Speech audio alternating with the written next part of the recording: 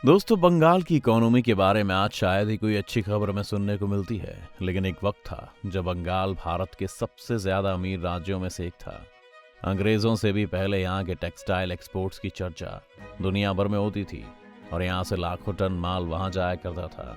इसके बाद अंग्रेज आए तो उन्होंने बहुत समय तक बंगाल को ही अपनी राजधानी बनाए रखा। लेकिन सवाल ये है कि इन सबके बावजूद आज बंगाल की इतनी बुरी हालत कैसे है? वहाँ क्या हुआ था और क्या इस सब के पीछे बंगाल की लेफ्टिस्ट सरकार जिम्मेदार है? आज इन सभी सवालों के जवाब हम तलाशेंगे इस वीडियो में, तो अंत तक बने रहिएगा हमारे साथ। लेकिन वीडियो शुरू होने से पहले अगर आप चैनल पर नए हैं या आपने अभी तक चैनल को सब्सक्राइब नहीं किया है तो चैनल को सब्सक्राइब करना और बेल आइकन दबाना ना भूलें। बंगाल के इतिहास में एक बड़ा बदलाव तब आया जब 1947 में पंजाब के साथ बंगाल का भी विभाजन हो गया और वो वेस्ट बंगाल और ईस्ट पाकिस्तान में बंट गया। आजादी के बाद बंगाल में जूट क्लॉथ्स बनाने वाली फैक्ट्रीज तो थी, लेकिन जहां से इन फैक्ट्रीज के लिए कच्चा माल आता था वो इलाका अब पाकिस्तान के हिस्से में आ चुका था। और जैसे जैसे दोनों देशों के रिश्ते खराब होने लगे, पाकिस्तान ने इस पर एक्सपोर्ट ड्यूटी भी बढ़ा दी, जिससे रॉ जूट मिलना महंगा हो गया। इसके साथ साथ इस बीच यहाँ के जूट की क्वालिटी भी गिरती रही और धीरे धीरे कस्टमर्स में इसकी डिमांड कम हो गई। लेकिन इसका ये मतलब नहीं था कि बंगाल बर्बाद हो रहा था। 1951 में बंगाल की लिटरेसी रेट पूरे भारत में सिर्फ केरला से ही कम थी और 1960 के दशक तक बंगाल की इकोनॉमी महाराष्ट्र से भी ज्यादा अच्छा परफॉर्म कर रही थी। लेकिन फिर 1960 से 2013 के बीच बंगाल की ग्रोथ रेट पूरे भारत की एवरेज ग्रोथ रेट से भी ज्यादा गिर गई है।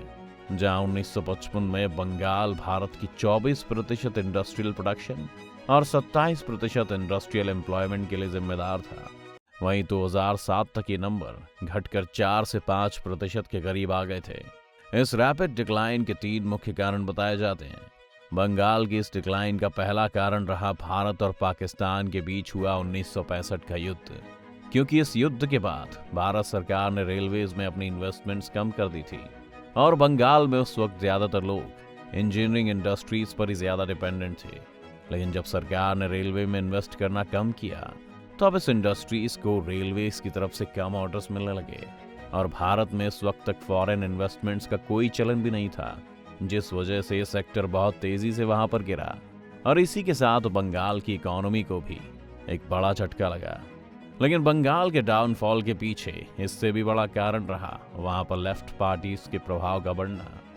1969 में पहली बार Communist Party of India Marxist या सीपीआईएम ने वहां इलेक्शन में कांग्रेस से ज्यादा सीटें हासिल कर ली थी।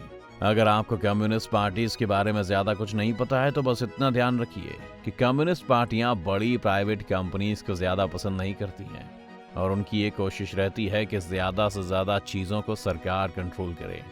और यही रीजन है कि आप देखेंगे कि 1967 से 1970 के बीच वहां के इंडस्ट्रियल सेक्टर में एक बहुत बड़ा डिक्लाइन आया। लेबर यूनियंस जो लेबर्स के हक की बात करने की आड़ में इन पॉलिटिकल पार्टीज के साथ हो गए थे, उन्होंने रोज रोज धरने देने शुरू कर दिए। बाद में ट्रेंड उल्टा पड़ गया और कंपनीज ने लॉकआउट्स डिक्लेयर कर दिए, जिसमें उन्होंने खुद ही फैक्ट्रीज बंद कर दी। धरनों और लॉकआउट्स के बीच बंगाल की हालत हो गई थी कि जिस दिन बंगाल में कोई स्ट्राइक नहीं होती थी वो अखबार में खबर बन जाती थी। तीसरा फैक्टर जिसने बंगाल की इस डूबती नैया में एक और छेद किया वो थी भारत सरकार की 1956 की फ्राइट इक्वलाइजेशन पॉलिसी। इसकी डिटेल में नहीं जाएंगे, बस ये समझ लीजिए कि ये पॉलिसी कहती थी कि अगर कंपनीज को रेलवेज के थ्रू एक स्टेट से दूसरे स्टेट में कोयला या बाकी मिनरल्स पहुंचाने हैं तो उन्हें सेम ही प्राइस देना होगा। यानी आप बिहार से कोयला चाहे दिल्ली ले जाएं या फिर तमिलनाडु, आपको उतना ही पैसा देना है। अभी तक बिहार और बंगाल जैसे राज्यों में इंडस्ट्रीज इसलिए थी क्योंकि वहां पर कोयले और लोहे जैसे मिनरल्स मिल जाते थे और ट्रांसपोर्टेशन का खर्चा बचता था।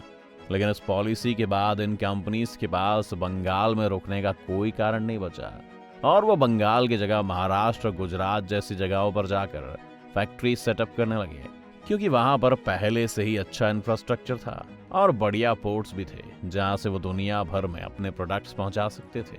1977 की इमरजेंसी के बाद जब बंगाल की कम्युनिस्ट सरकार अपने सबसे ज्यादा शक्तिशाली फेज में थी, तब उन्होंने कुछ और भी चीजें की जो बंगाल को ले डूबी। इनमें से पहली थी बंगाल में से सबसे बड़ी कंपनी को निकालना और छोटे छोटे बिजनेसेस को सपोर्ट करना।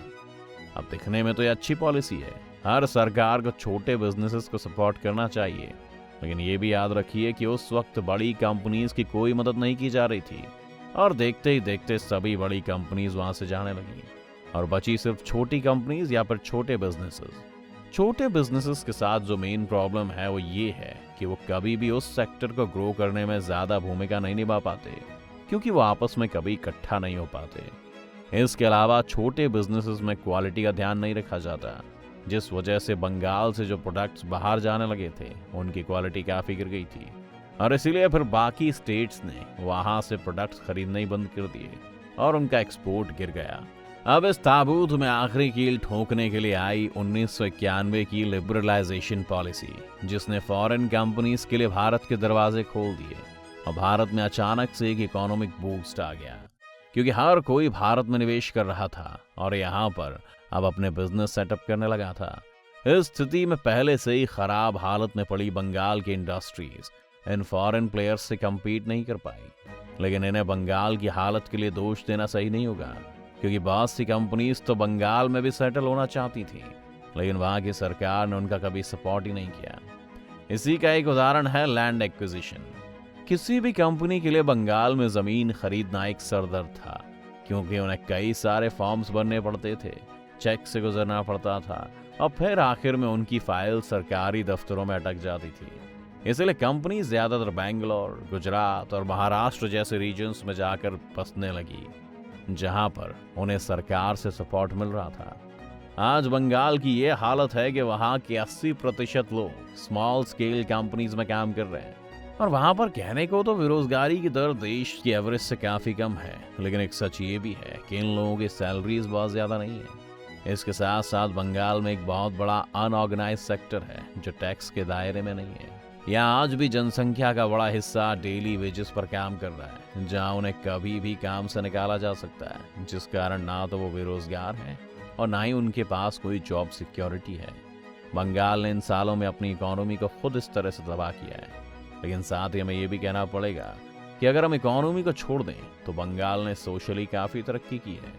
आज भी बंगाल में लिटरेसी रेट काफी अच्छा है, वहाँ पर टॉयलेट्स और बेसिक फैसिलिटीज के लिए लोगों को तरसना नहीं पड़ता और साथ ही वहाँ पर कई सारी सोशल वेलफेयर स्कीम्स भी हैं, जैसे कि वहाँ की कृषक बंधु स्कीम, जिसमें सरकार 7 लाख किसानों को हर साल 5,000 रुपए की मदद देती है। लेकिन ये सब काफी नहीं है, बंगाल को जल्दी विकास के रास्ते पर लौटना होगा। आपको क्या लगता है, क्या बंगाल फिर से इकोनॉमी के मामले में स्ट्रांग हो पाएगा? हमें कमेंट्स में जरूर लिखिएगा। उम्मीद है ये वीडियो देखकर आपको काफी कुछ जानने को मिला होगा। अगर आपको वीडियो पसंद आया हो तो वीडियो को लाइक करें, और अगर आप चैनल पर नए हैं या आपने अभी तक चैनल को सब्सक्राइब नहीं किया है तो चैनल को सब्सक्राइब करना और बेल आइकन दबाना ना भूलें।